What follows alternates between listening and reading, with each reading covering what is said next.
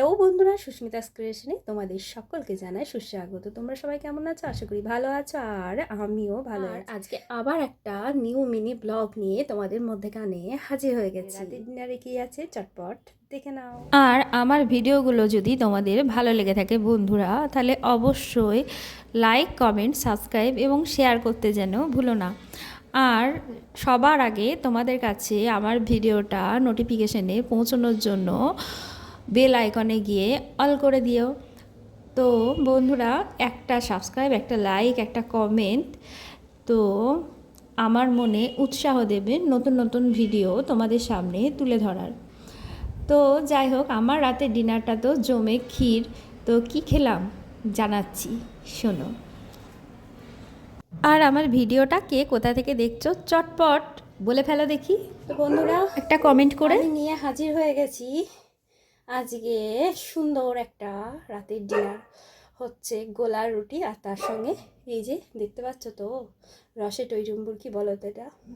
না না, দোকানের পান্তুয়া না, এটা হচ্ছে আমার মায়ের হাতের তৈরি রাঙা আলুর পান্তুয়া।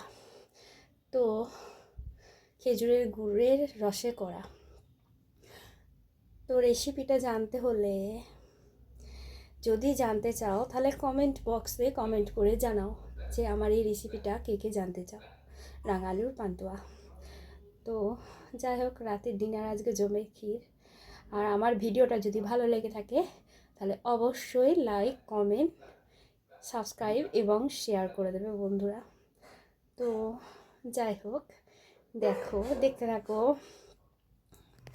দারুণ স্বাদের এই সুস্বাদু রেসিপিটা, মানে কি বলবো, এত সহজেই বন্ধুরা হয়ে যায়। এই রাঙা আলুর সময় যদি বাড়িতে কোনো আত্মীয় স্বজনও আসে, তোমরা চটপট চটজলদি এই রেসিপিটা কিন্তু তৈরি করেই নিতে পারো। আমি গোলা রুটির সঙ্গে খেয়েছি, কেউ যদি চালের সরু চাকলির সঙ্গে খাও সেটা তো অসাধারণ লাগে। তো এটা রাঙা আলুর পান্তুয়া হলো, এটা কিন্তু পিঠের পর্যায়েই পড়ে।